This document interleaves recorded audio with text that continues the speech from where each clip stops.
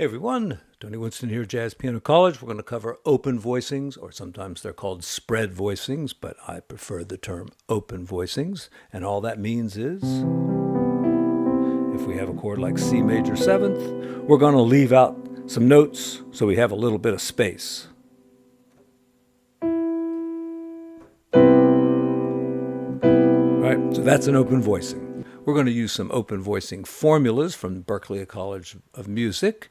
We're also going to use the tension formulas for when we have a 9th, 11th, or 13th on the top of our chord. Or a melody note is one of those notes. Okay, so let's get started. I'm going to play it really, really slowly. I will then go back and write out the chart of exactly what I did and put it up there in that little black space that's over there. And here we go. Just a couple quick explanations here. The formula is 1, 5, 7, 3, 5, when you have the 5 on top. This would work for any type of chord. If it was a minor chord, if it was a minor major 7th chord, a dominant chord, the formula remains the same. Same formula here for our minor 7 flat 5. 1, 5, that's a flat 5, 7, 3, 5. Again, a flat 5. So far we've had the 5th on top of every chord, and we've used the same formula.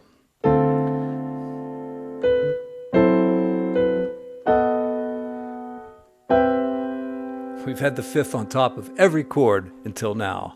Here's F major. Honestly, I can't remember the exact formula. I'm going to say it's that. But you can take one of the other formulas, like say take F major 7th with the root on top, and then just change it.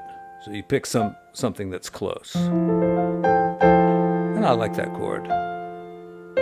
Okay, when the root is on top, the formula is 1, 7, 3, 5, 1. And then for the A7, we can play any chord that's an A7th chord.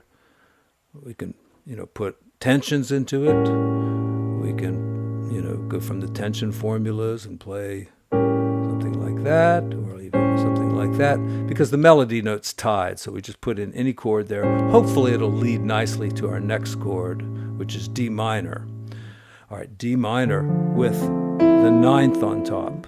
All right, this comes from the tension formulas. Tensions, color tones, extensions, all the same thing, just 3 different terms for it. All right, here's one I'm going to have to make up. If it's a minor 6, let's go like this. There's our minor 6, and we'll just add that note to the top.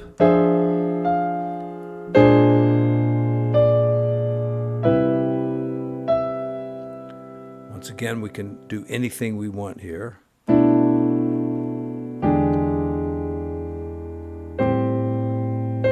All right, and I took both of those. It's a minor 7 flat 5 with an 11, and the sharp 9 on the E7. Those both came from the tension list. But, you have to experiment and figure out what might sound best there. Try lots of things. Okay, now I'm going to take it from the top so you can kind of hear the song. Do it without pedal, too, so you can see what I'm doing. All right, here we go again. Without pedal so you can see better.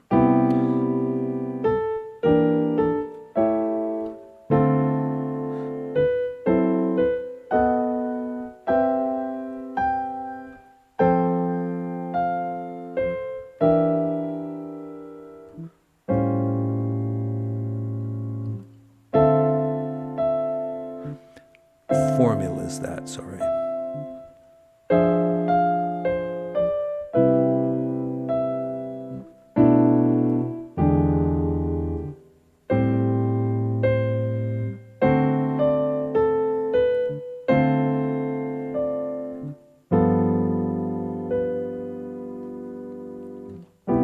Okay, that's the first half of the song. I will go ahead and do the second ending, so let's do that.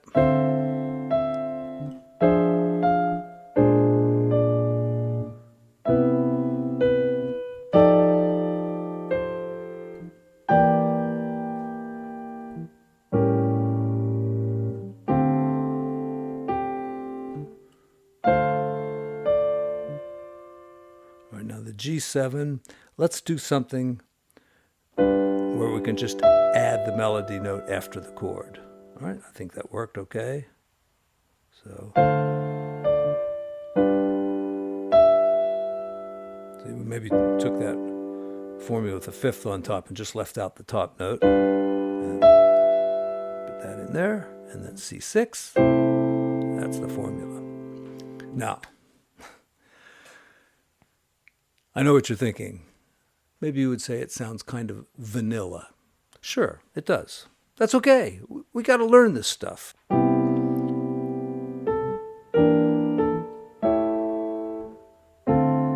Look what I can do with some of these chords. Just add something like a ninth. See,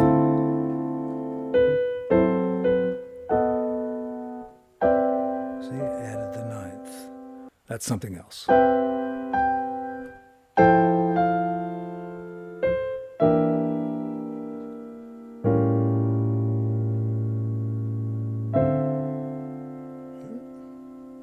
Could add maybe the 11th.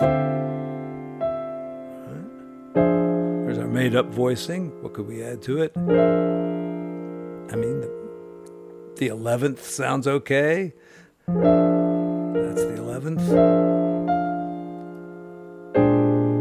All right. And the ninth chord, I added the 13. I added the 13 again.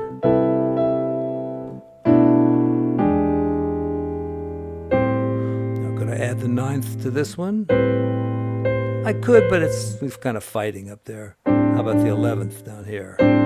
Sure.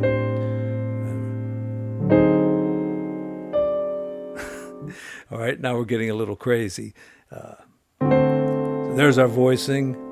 Maybe I could add, well, I could take the fifth out. That's a thing to do on dominant chords.